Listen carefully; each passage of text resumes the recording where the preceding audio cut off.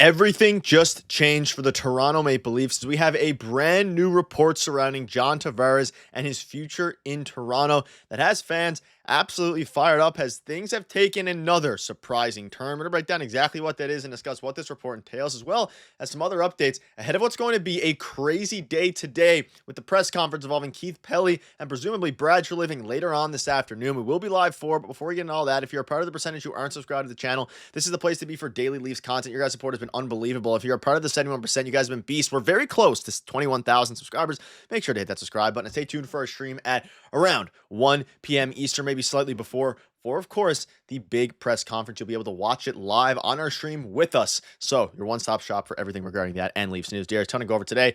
And obviously, yesterday was a big day. Shanahan got fired. There's been a bunch of rumblings about, Brad Treliving. He is staying in Toronto. But speaking of staying in Toronto, a new report from Pierre LeBrun is dropped surrounding John Tavares. You can see this here from Rick Rat Report. Did I hear this correctly in overdrive? Pierre LeBrun is reporting that Tavares and his camp went to the Leafs at training camp and said pretty much they would be willing to sign for $5 million per year, of course. But after his last season, he's unsure if he's still willing to sign that. Meaning, there was a point where the Leafs could have locked him up, and now, after a fantastic year, it seems he's going to be looking for a little bit more. And we have a bunch of other reports here. I just want to start with this, Darius. We're talking about between 4 to 6 million. You're kind of on the 5 to 6 million side surrounding what Tavares should be willing to, or what the Leafs should be able to get him for. What are your thoughts on this report now that it might take a little bit more than the $5 million that A, in a surprising turn of events, apparently he offered the Leafs in training camp, and then B, what this means going forward as well? John Tavares, to me, has always wanted to be a Toronto Maple Leaf. It's more about being a Toronto Maple Leaf than it is about the dollar amount. He left $2 million on the table in his first contract negotiation. San Jose offered him $13 million. He took 11 with Toronto.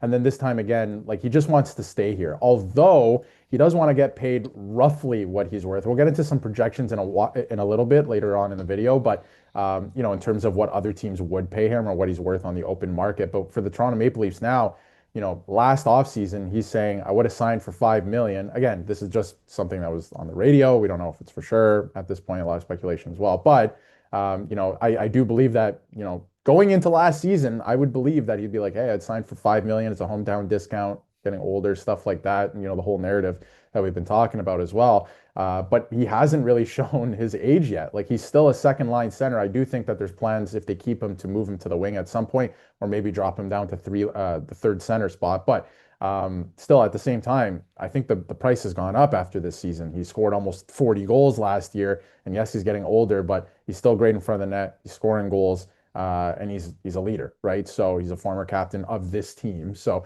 that hurts to hear if it is going to be a little bit more. Now, I do think it's going to be a little bit more than that. I don't think it's going to be, anything crazy like what's projected out there. I do think he's still going to take a bit of a pay cut to stay a Toronto Maple Leaf, but the Leafs still have to consider what's best for the team. So I don't think this is done by any means, but I think they are really trying to get something done. Yeah, and we know with the Mitch Marner situation, that's fluid. The John Tavares situation is fluid as well, but he's publicly stated that he wants to stay with the Toronto Maple Leafs. He says he's had good conversations with Craig Berube and Brad Treliving and is optimistic he could be back in Toronto next season. He said this in, of course, the interview, or I guess the media scrum they had a couple days ago. But most importantly, and we covered it on the channel, he knows what the Leafs situation is. He's not oblivious to that. He's a very, very smart guy. He knows if he's asking 7 or 8 million, there's no way he's going to come back with Matthew Nyes and some of the other guys around him. And that's what made this comment specifically the most intriguing. But at the same time, now that we know at least some rumors behind the scenes about him being willing to at one point go to 5 million and now wanting more, maybe the Leafs will come back and say, hey, can we still do that 5 million? See how it goes, because we had to re-sign Matthew Nyes. Yes, Mitch Marner's leaving, opens up a ton of cap space, but you also have to sign, you had to fill out the rest of the team. There's still a ton of UFAs. There's still a couple of RFAs. Alongside Matthew Nyes, of course, Nick Robertson, Pontus Holmberg are the two notable RFAs. I don't think either of them are going to return. That'll be a conversation for once all this is settled down. But we also have to talk about the intangibles that he brings. And that's, of course, being a mentor to guys like Matthew Nyes, even Austin Matthews. He's a mentor to everybody on this team, basically, aside from some of the defensemen and some of the more veteran guys. But even then, I'm sure they'd tell you he's a mentor in some ways with them. But Matthew Nyes directly, he's kind of the person I think of when I see that logo. He took me in when I was a kid. You pair this with the fact that Tavares knows the Leafs are going to have to pay Matthew Nyes, and I'm sure Tavares wants Nyes to be paid adequately. He kind of took him under his wing. I could see a world where that $5 million is something that makes a ton of sense. But at the same time, with this new report about him not being sure if he's willing to take that anymore, and if you're his camp and his agent, $5 million is a bargain for the Leafs. it makes things a little bit more, interesting. But again, he's been all but, positive about returning to the Leafs. I don't think he'd do that if he's trying to scratch and claw for every $1 million, which is a crazy sentence to say, but it's the reality of the situation here.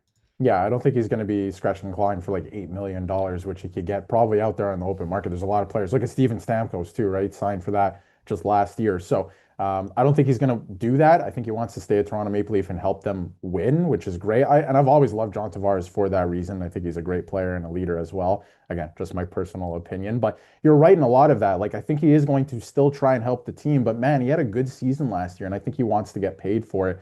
Although he is going to still, in terms of, versus the open market, take a pay cut. But you have to think Matthew Knies is going to get a significant contract. Like, I don't know if it's going to be the 8 million or 9 million that a lot of people are throwing out there, but it's going to be significant. Yes, the cap's going up, but Jake McCabe's contract extension kicks in. Joseph Woll's contract extension kicks in, right? Like, there's a bunch of others. Like you mentioned, Nick Robertson, I don't think he's staying, but they're probably going to have to trade him because he's an RFA. Same with Pontus Holmberg. What happens with him? I think he could end up returning on a team-friendly deal as well. But you never know. Like, there's a lot of teams that could want Pontus Holmberg too. So they have an opportunity here to like rethink the team entirely, which is why I don't think they're, it's a slam dunk to re-sign Tavares yet, especially because we don't know what he's asking for. But again, I think it's probably 6.5, something like that, 6 million. I think that would be fantastic. There's a lot of people that think it's a little bit more. He's valued at like 8 to 9, which is crazy.